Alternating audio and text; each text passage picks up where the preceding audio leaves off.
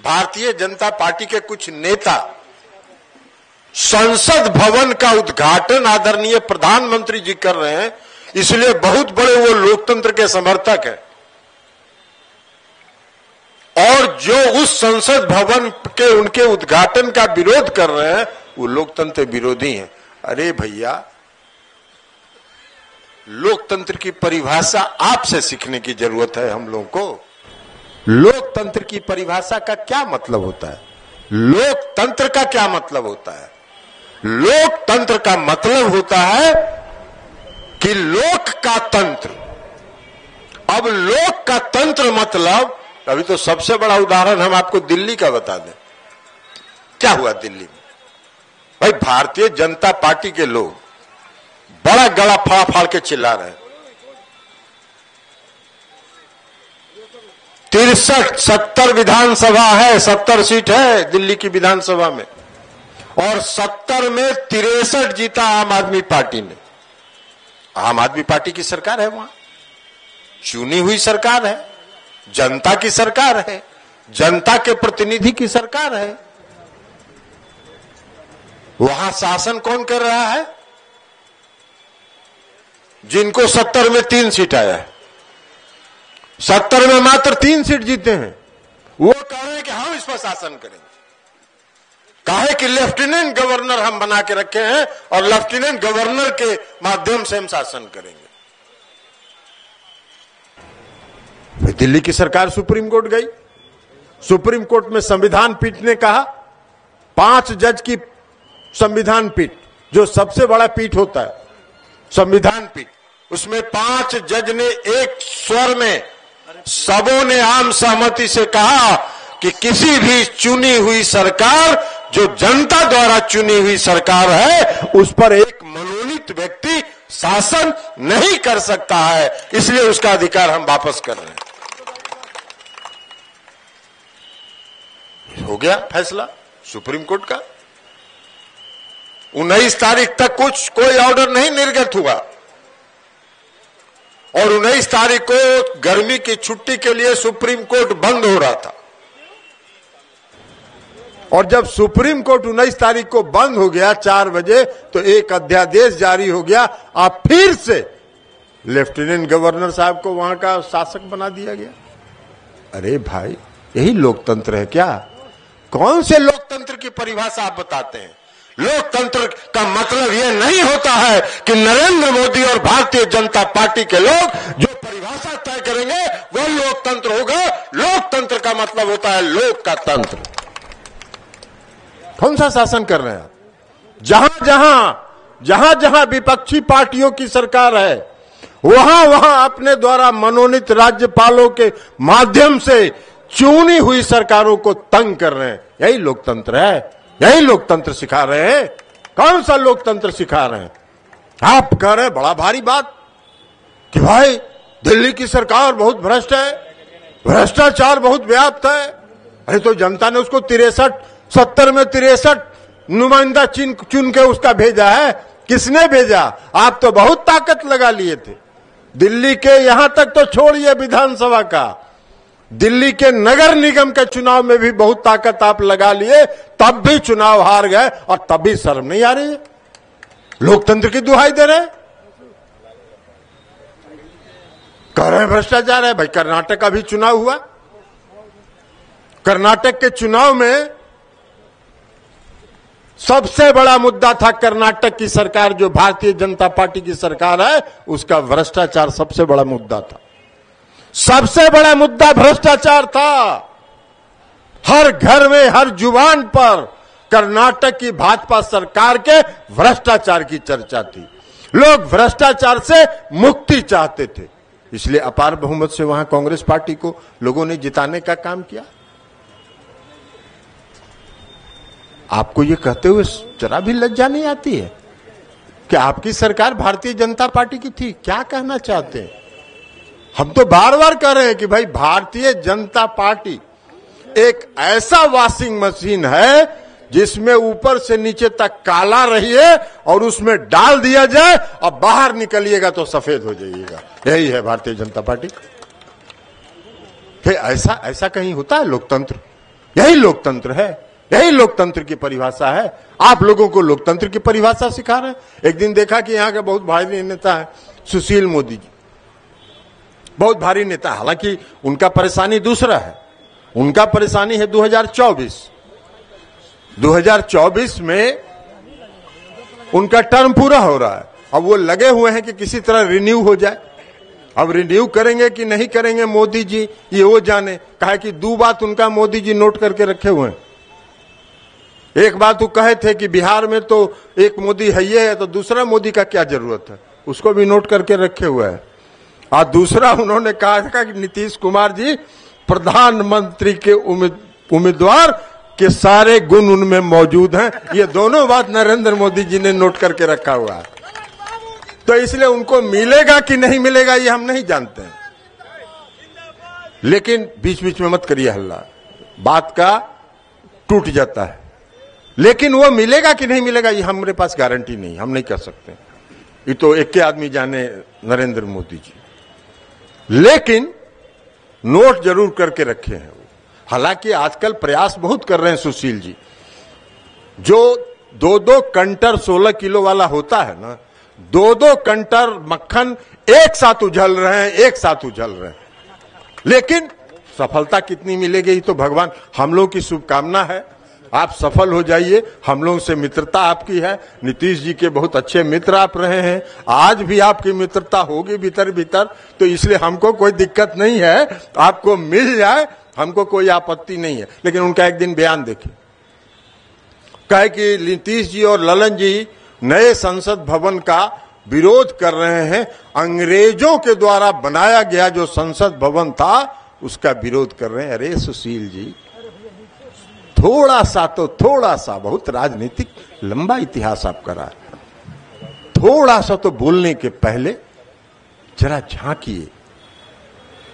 वो ऐतिहासिक धरोहर है, वो भारत की संसद का ऐतिहासिक धरोहर है, उसका एक ऐतिहासिक महत्व है।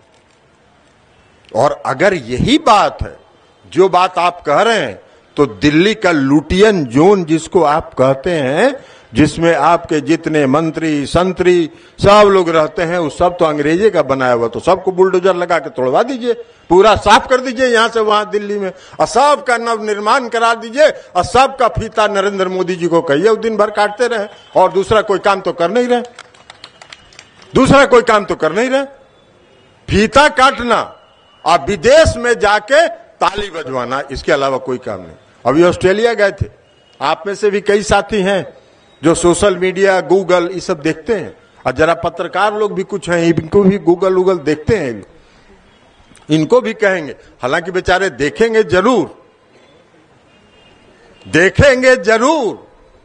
समझेंगे भी जरूर, मन भी होगा इनका कि लिखें, लेकिन इनका व्यवस्था जो है वो वहां के नियंत्रण में है, चंगुल में है।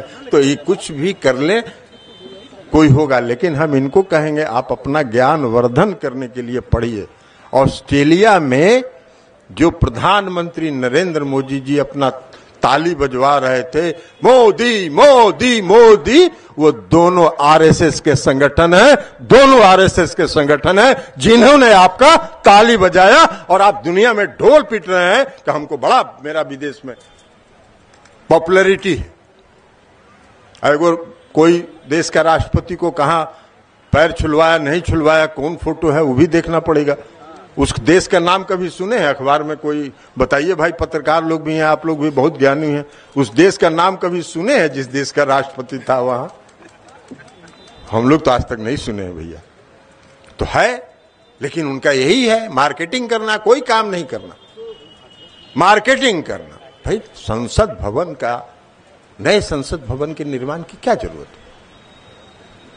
वो संसद भवन है, वो था, लेकिन आपने अगर निर्माण करा ही लिया तो संसद भवन के नाम पर जब आप बनाए उसको, तो उसका उद्घाटन तो राष्ट्रपति का हक है ना, राष्ट्रपति का अधिकार है ना, राष्ट्रपति को करना चाहिए ना।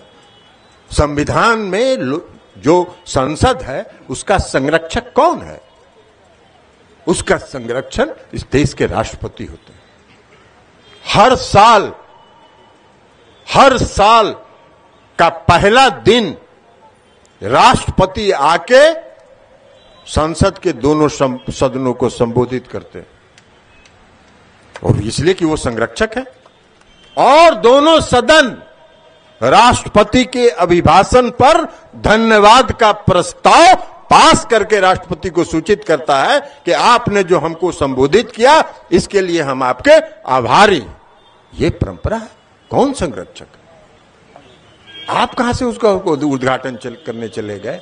भाई राष्ट्रपति को बुलाते उद्घाटन करने के लिए।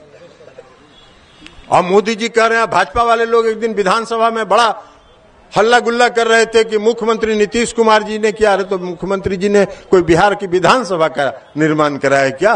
अरे विस्तारित भवन का कराया है, तो वैसा विस्तारित भवन नरेंद्र मोदी जी 10 को बना लें और उसका फीता दिन भर काटते रहें। ऐसे भी नाली आली का भी फीता काटते हैं जाके बनारस में, तो कुछ भी काट सकते हैं। लेकिन संसद भवन का उद्घाटन करने का हक अगर किसी का था तो रहा महामहिम राष्ट्रपति का था। और महामहिम राष्ट्रपति जो आदिवासी महिला हैं, आप तो उनको जब उम्मीदवार बनाए थे तो बड़ा दिन भर ताली पिटवाते रहते थे। जितना आपके मंत्री संतरी, जितना आपके भाजपाई हैं, सब दिन भर सुबह से शाम तक बयान देते रहते थे कि भाई प्रधानमंत्री जी ने पहला प्रधानमंत्री है जिसने आदिवासी महिला को इस देश का प्रधानमंत्री का उम्मीदवार बनाया, इस देश का गौरव बढ़ाया, इस देश का। और जब उनको गौरव, संसद भवन के उद्घाटन का जब गौरव प्राप्त करने का उनका समय था, तो उसमें क्यों आप चले गए उनका गौरव पर अधिकार जमाने के लिए? आप क्या हैं? आप क्या हैं? कल तो कुछ दिन के बाद यही कहिएगा, नया इतिहास लिख रहे हैं। कुछ दिन के बाद ये कहिएगा कि भाई हम प्रधानमंत्री हैं इस देश के, और हम ही साल में पहला दिन जो ज्वाइंट सेशन होता है, संयुक्त अधिवेशन होता है, उसमें राष्ट्रपति की कोई जरूरत नहीं, अब हम ही संबोधित करेंगे। ये भी कर सकते हैं आप। इतिहास बदल रहे हैं आप सारा इतिहास बदल रहे हैं। आप कौन सा इतिहास पुराना रहने दे रहे हैं? उस संसद भवन में हमारे पुराने जितने हैं, हमारे जितने स्वतंत्रता आंदोलन के लोग, सबका फोटो लगा हुआ है। वो ऐतिहासिक जगह है। आप कौन स्वतंत्रता आंदोलन में कभी गए हैं क्या? 74 के आंदोलन में नहीं गए होंगे। ये वो जो नंबर 2 हैं वो तो 10 ही साल के थे उस समय। कहा कि उनका 64 है जन्म, तो 10 ही साल के थे। तो इनको क्या मालूम है देश के इतिहास से? इनको क्या मालूम है बापू का क्या इतिहास था? इनको क्या मालूम है कि देश में आंदोलन में, जो स्वतंत्रता आंदोलन में कोई है? लेकिन इतिहास इनको बदलने का है। लेकिन एक बात जान लीजिए, आप लाख प्रयास कर लीजिए, मैं आज आपको भविष्यवाणी करके बता रहा हूं, कर्नाटक तो बुरी तरह हारे ना, जीत रहे थे ना, भारी जीत रहे थे, दावा कर रहे थे। मध्य प्रदेश का चुनाव होने वाला है इसी वर्ष, छत्तीसगढ़ का चुनाव होने वाला है इसी वर्ष। सब जगह ये चुनाव हारेंगे फिर से, और बुरी तरह हारेंगे, बुरी तरह हारेंगे। मैं गया था मध्य प्रदेश भी, वहां का भी हवा पानी हम देख के आए थे। मीडिया वाले लोग तो चलाएंगे, मीडिया दिन भर सुबह से शाम तक, जैसे कर्नाटक में नहीं चला रहा था, पूरा सुबह से शाम तक मीडिया पूरा देख रहा है, जय मोदी जय मोदी जय मोदी हो रहा है पूरा कर्नाटक में। जब रिजल्ट आया तो हार मोदी हार मोदी हार मोदी हार मोदी चलता रहा। लेकिन यही है। अब क्या हुआ भाई कर्नाटक के चुनाव में? कर्नाटक के चुनाव में आपको बजरंगबली का भी सहारा लेना पड़ा। अंतिम में आप बोले कि भाई बजरंगबली जय बजरंगबली का नारा लगाओ और कमल छाप पर बटन दबाओ। बजरंगबली बोले कि यार तुम इतना पाप कर रहे हो भोरे से शाम तक, अभी तुरा पाप का घड़ा भर गया है, इसमें हमको कहां समेट रहे हो? हमारा नाम काला बदनाम कर रहे हो। तो बजरंगबली ने कहा कि भैया हमारा जान छोड़ दो, तुम अपना भुगतो, जैसा कर्म करेगा वैसा फल देगा भगवान। ये है गीता का ज्ञान। तो इसलिए वहां भी आगे भी यही होने वाला। देश में क्या है आज? देश में कौन समस्या है? देश में समस्या है महंगाई, देश की समस्या है बेरोजगारी। ये दो ऐसी समस्याएं हैं जिन समस्याओं से एक एक व्यक्ति इस देश का प्रभावित हो रहा है। आप कौन से समस्या पर बोलते हैं, जरा ये बता दीजिए। कोई इस देश का कोई भी केंद्र की सरकार है, आपकी जिम्मेवारी क्या है? आपकी जिम्मेवारी, आपको जनता ने वोट क्यों दिया? आपको जनता ने इसलिए वोट नहीं दिया है कि सुबह से शाम तक भगवान का नाम लीजिए, भगवान के नाम पर धर्म में विभेद पैदा करिए और देश में धार्मिक उन्माद फैलाइए। ये काम करने के लिए जनता ने वोट आपको नहीं दिया है। जनता ने आपको वोट दिया है जनता के हित में काम करने के लिए। वही नीतीश कुमार जी 2005 से बिहार के मुख्यमंत्री हैं, तो हर बार जब चुनाव में जाते हैं तो अपना काम के आधार पर न वोट मांगते हैं कि हमने ये काम किया, इसके आधार पर वोट दीजिए। आप तो कौन काम पर वोट मांगिएगा? आप तो बजरंगबली के नाम पर वोट मांगिएगा, कभी राम, जय श्री राम के नाम पर वोट मांगिएगा। अरे जय श्री राम तो आस्था की चीज है, बजरंगबली तो आस्था की चीज है।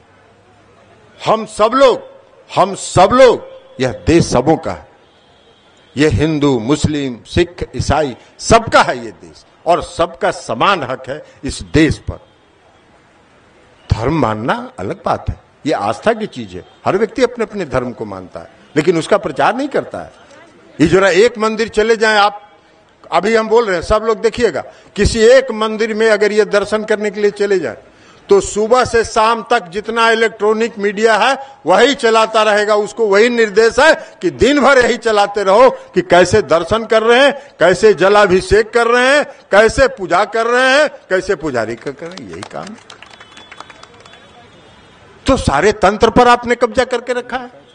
जो लोकतंत्र का चौथा स्तंभ था उसके भी व्यवस्थापक पर भी, हम इन लोगों को नहीं कर रहे हैं, इन लोगों का कोई दोष नहीं है, लेकिन इनकी जो व्यवस्था है, इनका जो मैनेजमेंट है, उस मैनेजमेंट पर कब्जा उनका है।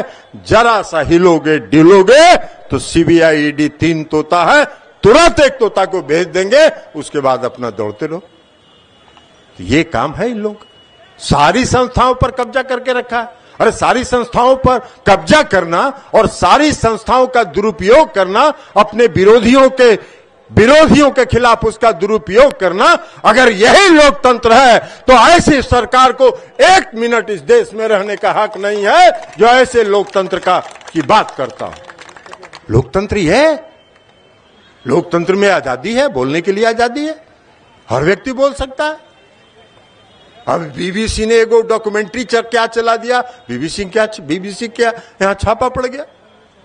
और आप जब गुजरात के मुख्यमंत्री थे तो बीबीसी के बारे में क्या क्या बोलते थे, जरा उसको भी पुराना निकाल के इतिहास देख लीजिए। लेकिन है, बीबीसी पर छापा नहीं पड़ा, बाकी लोगों को संदेश देने के लिए बीबीसी पर छापा पड़ा कि जरा बाकी लोग भी सतर्क हो जाइए। और आज लोग सतर्क हो गए, ये लोग सतर्क हो गए, पूरा सतर्क हैं अभी लोग। अब इन लोगों को कोई डर भय नहीं है, बोलिए आप कुछ भी, करिए कुछ भी, चलाएंगे ये वही। लेकिन इनको भी गलतफहमी है कि ये परसेप्शन बनाते हैं, ये परसेप्शन रिसेप्शन नहीं बनाते। अगर ये परसेप्शन बनाते तो 2015 में नीतीश कुमार जी अपार बहुमत से बिहार में नहीं चुनाव जीते, और इस साल कर्नाटक में कांग्रेस अपार बहुमत से चुनाव नहीं जीतती, अगर इनका परसेप्शन लोगों पर पड़ता था। इनका चैनल लोग देखता है, मनोरंजन के लिए देखता है, और वही समय भूल जाता है। तो इसलिए लोकतंत्र बचाना है। और ऐसे लोग, अब भाई देखिए, आप एक बात बताइए, जब आप शिलान्यास किए थे संसद भवन का तो कौन था इस देश का प्रधानमंत्री, राष्ट्रपति, महामहिम राष्ट्रपति? दलित समुदाय के आप लोग थे।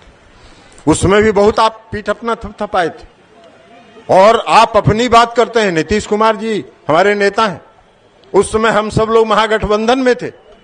जब माननीय श्री रामनाथ कोविंद जी को महामहिम राष्ट्रपति का उम्मीदवार बनाया गया, हम लोग महागठबंधन में थे। उसके बावजूद नीतीश कुमार जी ने कहा कि चूंकि दलित समुदाय का कोई व्यक्ति राष्ट्रपति के पद पर बैठने जा रहा है, हम उसका समर्थन करेंगे महागठबंधन में रहते हुए। लेकिन आपने उनका भी अपमान किया।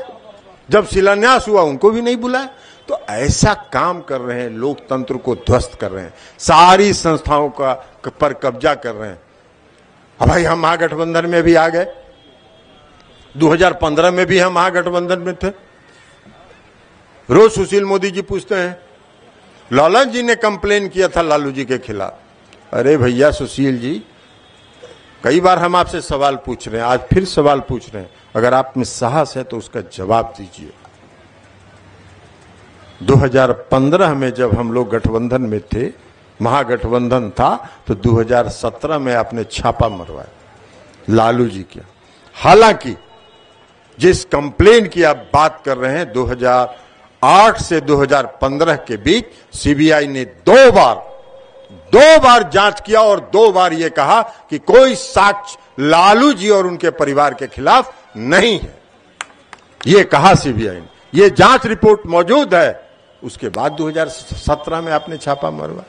फिर भी हम लोग आपके बात को भरोसा करके कि भाई होगा कुछ, अलग हो गए।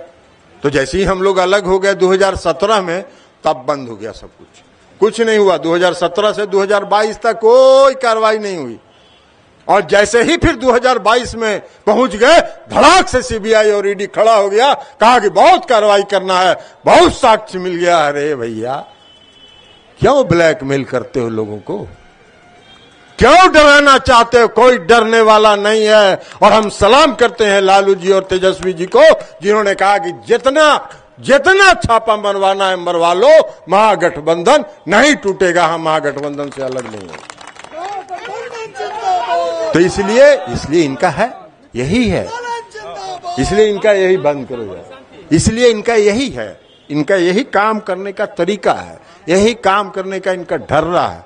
ये चाहते हैं कि जो सरकारी तंत्र है, जैसे अभी कोई देश में गलतफहमी में मत रहिएगा आप लोग, इस देश में अघोषित इमरजेंसी है, घोषणा नहीं हुई है। आप जरा कुछ बोल के देखिएगा, कुछ दिन के बाद अगर 2024 में ये वापस आ गए, सड़क पर बोलिएगा इनके खिलाफ, उठा के जेल में बंद कर देंगे। ये उठा के जेल में बंद कर देंगे। एक आदमी सड़क पर विरोध करने के लायक नहीं छोड़ने वाले हैं।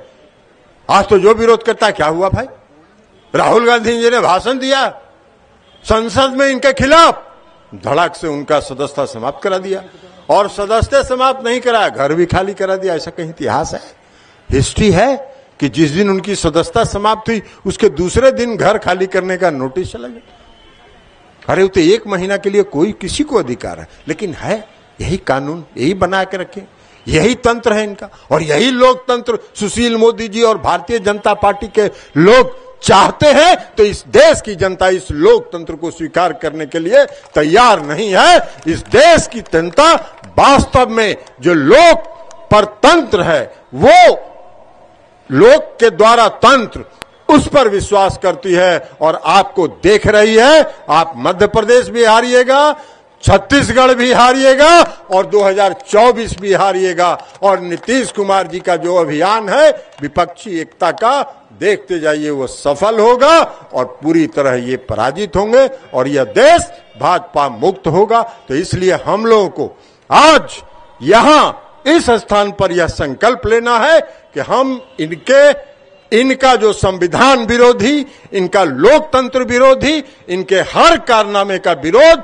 हम मजबूती से सीना ठोक के करेंगे और सीना तान के इनका विरोध करेंगे। ये संकल्प लेके हमको यहां से जाना है। आप सब यहां आए, इतनी गर्मी में आए, आप सबों को बहुत बहुत धन्यवाद।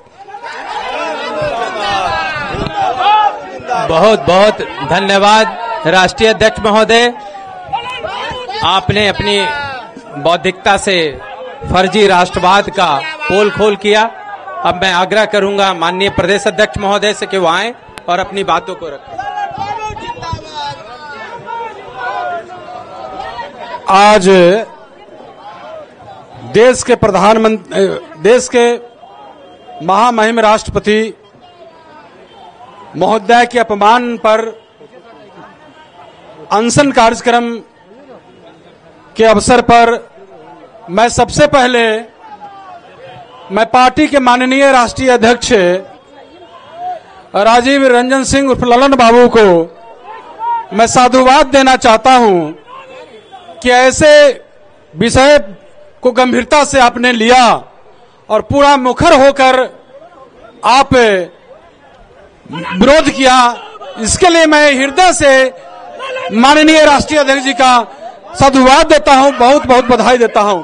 और मैं यहां उपस्थित सभी पार्टी के कार्यकर्ता, पार्टी के नेता और पार्टी के परिवार के सभी प्रकोष्ठ के पदाधिकारी, सब लोग को मैं इस चिलचिलाती धूप में आप लोगों ने इस अनशन में अपनी उपस्थिति दर्ज कराई, इसके लिए भी मैं आपको हृदय से आभार व्यक्त करता हूं, जो आप तमाम पूरे जदयू परिवार को आपको। और अंत में मैं अपनी वाणी को विराम देता हूं और आगे कार्यक्रम है लगा हुआ, उस कार्यक्रम में जो यहां आए हैं, उपस्थित हुए हैं, जो पदाधिकारी हैं वो शरीक होंगे उस कार्यक्रम में।